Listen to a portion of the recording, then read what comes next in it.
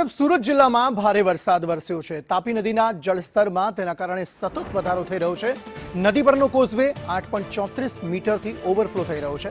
કોઝવેની ભયજનક સપાટી 6 મીટર છે। કોઝવે ભયજનક સપાટીથી 2.34 મીટરથી વધારે ઓવરફ્લો થઈ રહ્યો છે।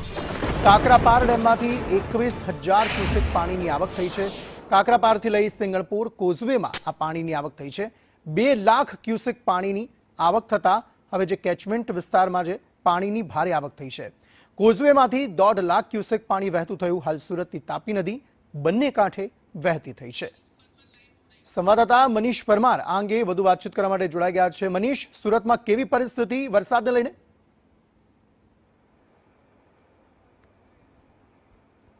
બિલકુલ વાત કરીએ તો દક્ષિણ ગુજરાતમાં મેઘો છે તે મન મૂકીને વરસી રહ્યો છે। છેલ્લા 2 દિવસથી દક્ષિણ ગુજરાતની વાત કરીએ તો ઉપરવાસમાં પણ અને સુરત શહેરમાં છે તે સતત વરસાદ વરસી રહ્યો છે। તેના નવા નીર છે તે અત્યારે કોઝવે અને તાપી નદીમાં આવ્યા છે। જોઈ શકાય છે કે તાપી નદીમાં નવા નીર આવતા કોઝવે છે તે છલકાયો છે અને કોઝવેની સપાટી છે તેનાથી ઉપર ચાલી રહ્યો છે।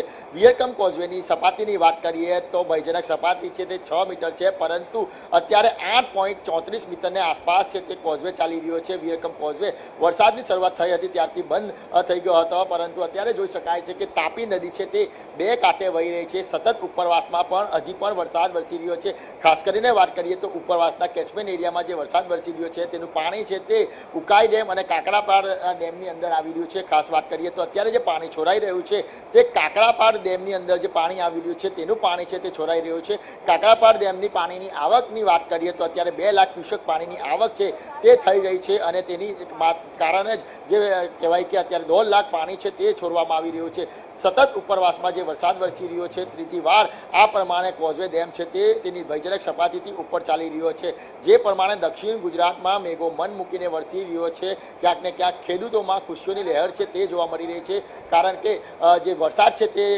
કહેવાય કે મોડો શરૂ થયો હતો તેને લઈને ખેડૂતોએ ચિંતામાં મુકાઈ હતી, પરંતુ જ્યારે વરસાદ શરૂ થયો હતો ત્યારે જે કહેવાય કે અનધાર વરસાદ વરસી રહ્યો છે। સુરત શહેરની વાત કરીએ તો સુરત શહેરમાં છેલ્લા 2 દિવસથી આ પ્રમાણે જે દ્રશ્યો છે તે સામે આવ્યા છે। ખાસ કરીને વાત કરીએ તો બારડોલી પંથકની અંદર પણ સતત વરસાદ વરસી રહ્યો હતો, જેના કારણે સુરતની જે ખાડીઓ છે તે પણ ઓવરફ્લો થઈ હતી। જ્યારે બારડોલી પંથકમાં જે વરસાદ વરસે છે તે તમામ જે જિલ્લાઓનું પાણી છે તે સુરત શહેરમાં આવે છે અને સુરત શહેરની અંદર વાત કરીએ તો જે પૂણા હોય, જે પૂણા કુંભારિયા વિસ્તાર હોય, મીઠી ખાડી વિસ્તાર હોય, લિંબાયત વિસ્તાર હોય કે પછી પાંડેસરાનું નાક્ષનગર જેવો વિસ્તાર હોય, તમામ જે વિસ્તારો છે તેમાં પાણીની આવક જે કહેવાય કે પાણી ભરાઈ જાય છે। ગઈકાલે પણ આ જે કહેવાય કે જે રેડ એલર્ટ આપવામાં આવ્યું હતું જેના પગલે સુરત અને દક્ષિણ ગુજરાતમાં સતત જે વરસાદ વરસી રહ્યો હતો અને તેના પાણી છે તે લોકોના ઘરમાં પ્રવેશી ચૂક્યા હતા અને તંત્ર દ્વારા તમામ જે લોકોને છે તે રેસ્ક્યુ કરીને બહાર કરવાની નોબત પણ આવી હતી, કારણ કે